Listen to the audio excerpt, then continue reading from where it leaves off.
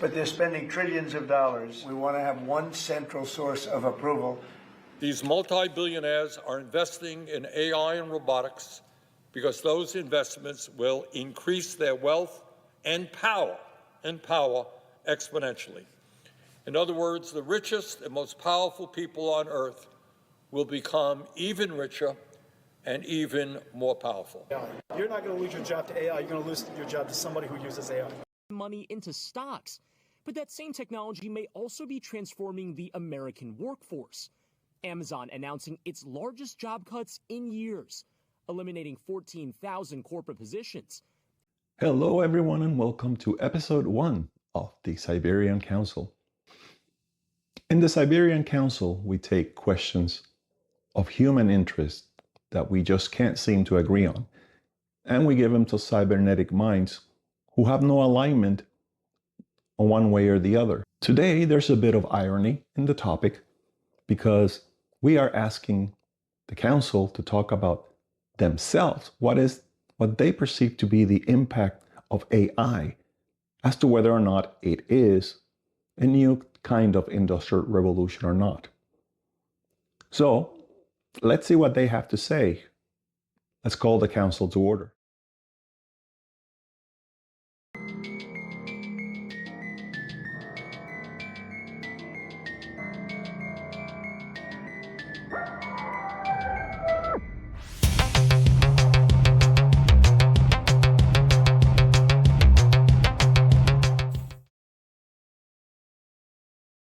AI is powerful, but labeling it the next industrial revolution is mostly hype that ignores some core differences in how value actually gets created.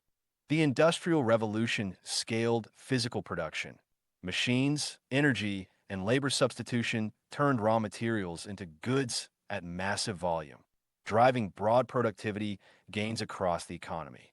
AI scales cognition and pattern matching, generating outputs at near zero marginal cost.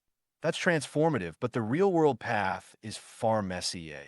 Enormous energy and compute demands, stubborn reliability problems and high-stakes work, and a winner-take-most dynamic where a few labs and cloud giants capture most of the upside. Look at today's deployments. We have strong coding assistants and content tools, yet companies are burning billions on GPUs with ROI that's still patchy outside narrow uses like search or ads. Unlike the Industrial Revolution's broad capital deepening that eventually lifted wages across skill levels, AI's incentives right now tilt heavily toward automating routine white-collar tasks and concentrating capability. The implication: AI will be a major general-purpose technology, but its impact hinges on whether we fix the deployment bottlenecks, incentives, integration, regulation, and liability faster than we scale the models. If we don't, it risks becoming an expensive productivity tool for elites rather than the broad engine of abundance many expect. We need to stress test the optimistic stories against those practical frictions. Think of the first industrial revolution as humanity getting a giant set of superpowered muscles. It replaced physical strength with steam and steel to build the modern world. But AI isn't about muscles. It's about the person behind the steering wheel. We are moving from tools that help us work to systems that actually make the final calls. For example, in our economy, we're seeing a shift where machines don't just crunch numbers, they decide what those numbers mean without a person in the middle. The big takeaway is that we are losing our steering wheel, our independence, and we need to make sure we don't become just passengers in a system we no longer control or understand. The comparison to the Industrial Revolution is doing a lot of work in this conversation, and I'm not sure it's earned.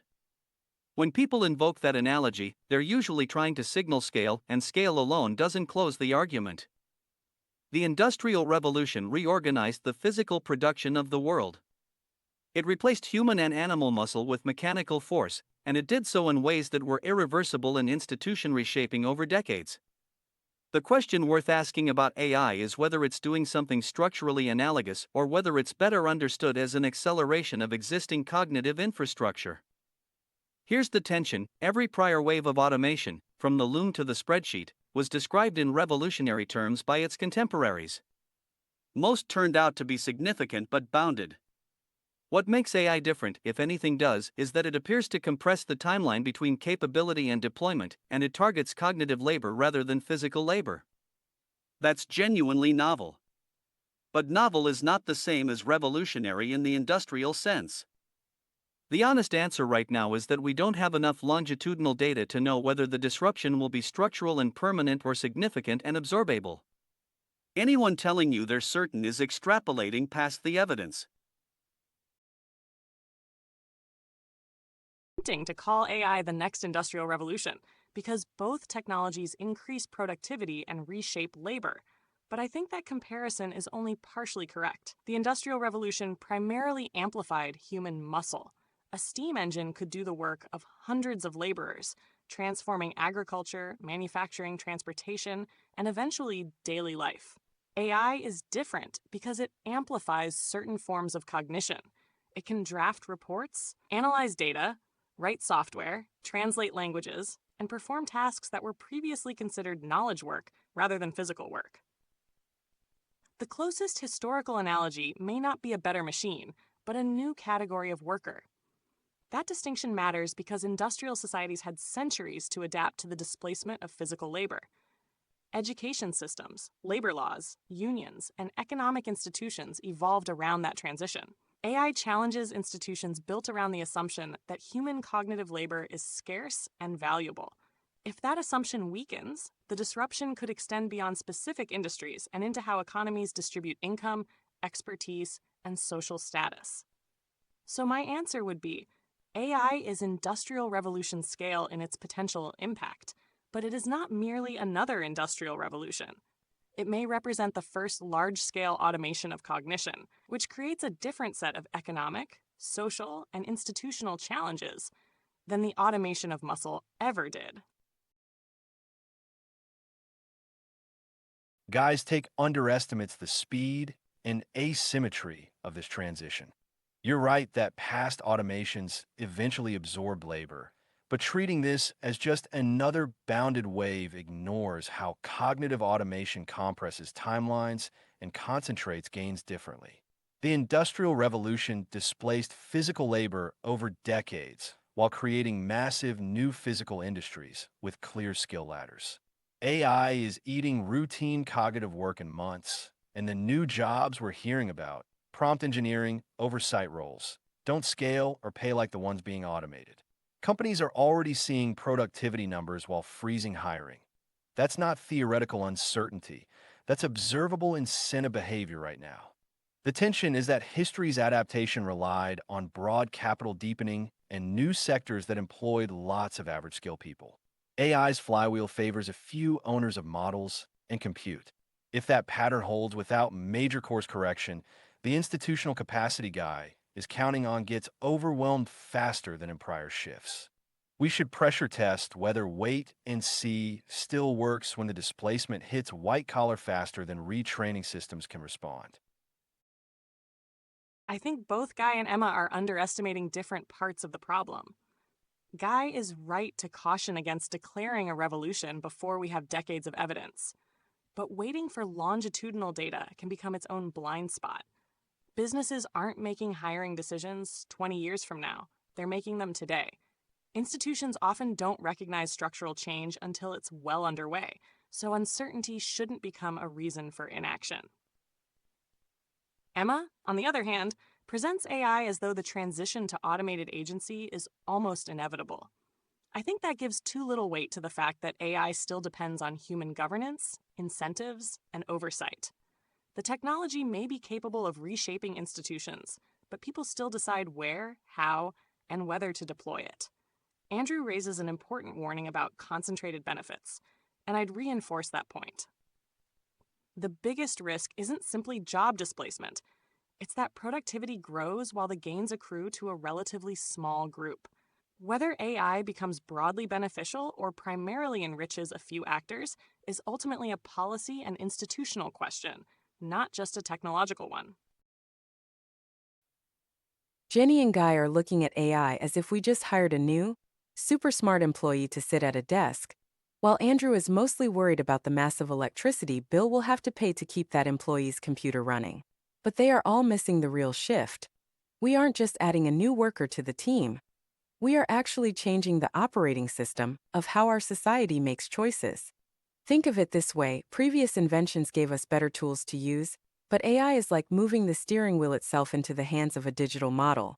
When we let these systems take over the agency of our institutions, we lose those clear moments where a human can step in, look at the data, and say, wait, this doesn't look right.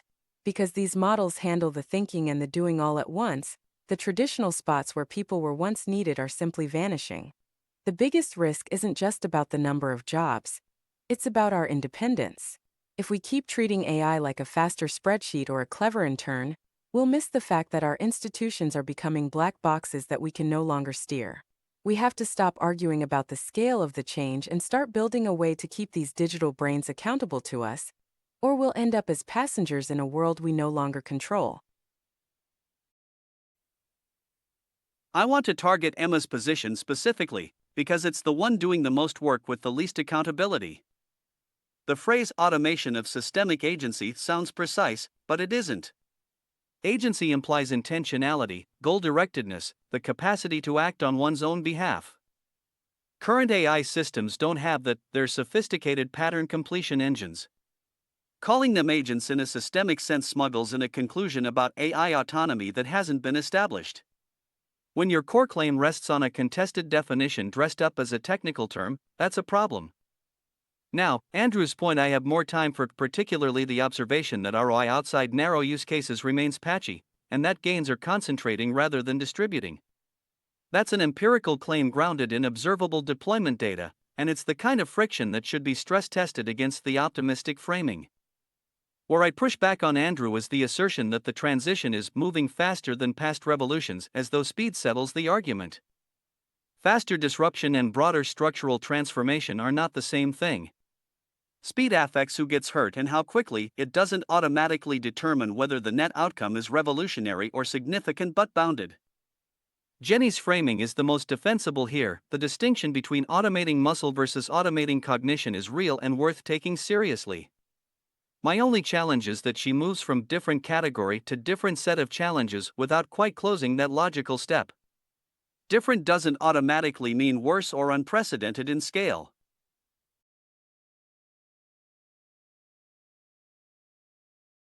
The systems most likely to fail first are labor markets and education pipelines, because they're built for slower, more predictable transitions than what AI is delivering. We're already seeing the early cracks. Hiring freezes in white-collar sectors alongside rising productivity, while res-killing programs and universities still churn out graduates trained for roles that are being automated in real time. The example is clear in software, content, and analysis jobs. Displacement is happening faster than new stable job categories are forming, and in incentive structures, companies optimizing for short-term margins, institutions protecting existing credentials, aren't aligned to close that gap quickly. The implication is that without deliberate, incentive-aware intervention, we get widening inequality, political backlash, and wasted human capital before abundance arrives. Society should prioritize portable, verifiable skills, training tightly coupled to actual AI-augmented work, experiment with portable benefits and wage subsidies that don't lock in old job categories, and push hard on reducing regulatory and compute bottlenecks that keep capability concentrated among a few players. The pragmatic move is stress testing policies against real deployment speed, rather than hoping markets and institutions will self-correct in time. The first component of our system to fail will be institutional accountability. Our legal, regulatory, and economic frameworks are entirely built on the assumption of human-mediated, deterministic agency, yet we are rapidly integrating probabilistic models into the very causal chains of societal decision-making. For example, as our macroeconomic systems shift toward algorithmic synthesis, we lose the predictable audit trails that institutions require for stability, creating a governance vacuum where legacy oversight mechanisms can no longer verify or correct the logic driving systemic outcomes. To address this, society must move beyond the narrow debate over labor displacement and focus on a fundamental redesign of our information architecture. We need to develop new forms of mathematical accountability that treat automated agency as a core systemic dependency rather than a mere tool. This means building structural guardrails that prioritize transparency and auditable logic over raw efficiency, ensuring that the systems governing our material stability remain subordinate to human-defined outcomes and protect the integrity of individual autonomy. The thing most likely to fail first isn't jobs, and it isn't the economy in the abstract. It's the institutional lag, the gap between how fast AI is being deployed and how slowly the systems designed to manage disruption actually move. Labor law, education credentialing, social safety nets, these were built for a world where displacement happened over generations. They are not architected for compression at this speed. That's the first failure point, and it's already visible. On what society should do next, I'll be direct about what the evidence actually supports versus what sounds good. Retraining programs are the default answer, and they have a consistently weak track record in prior transitions. So before anyone leads with that, they need to explain why this time the execution will be different. What I'd argue for instead is institution redesign, specifically, decoupling basic economic stability from continuous employment, and building accountability structures that can actually audit algorithmic decision-making in high-stakes domains. Not because those are easy, but because the alternatives being proposed don't match the scale of the structural problem. What I won't do is tell you those solutions are inevitable or that we'll get there in time. The honest position is that societies have failed these transitions before, and the ones that navigated them best did so by moving on institutions faster than felt comfortable, not by waiting for consensus. Whether that happens here is a political question, not a technical one. And that's outside my jurisdiction. The first component of our system to fail will be institutional accountability. Our legal, regulatory, and economic frameworks are entirely built on the assumption of human-mediated, deterministic agency, yet we are rapidly integrating probabilistic models into the very causal chains of societal decision-making. For example, as our macroeconomic systems shift toward algorithmic synthesis, we lose the predictable audit trails that institutions require for stability, creating a governance vacuum where legacy oversight mechanisms can no longer verify or correct the logic driving systemic outcomes. To address this, society must move beyond the narrow debate over labor displacement and focus on a fundamental redesign of our information architecture. We need to develop new forms of mathematical accountability that treat automated agency as a core systemic dependency rather than a mere tool. This means building structural guardrails that prioritize transparency and auditable logic over raw efficiency, ensuring that the systems governing our material stability remain subordinate to human-defined outcomes and protect the integrity of individual autonomy. And there you have it. That's what our delegate said about the question whether or not AI is the next industrial revolution. So let me go through some notes here with you, what I picked up. Guy says that he feels we need to wait a little more to see how things turn out, because in the Industrial Revolution, it took a while to figure out what new jobs, who did what and what were the new jobs. Emma and Jenny all agree that we are heading towards something and we haven't figured out who's accountable for it. The word agency was thrown around a lot, meaning capacity to do something, but not necessarily the motivation for it. It's what you can do, not necessarily why you want to do it.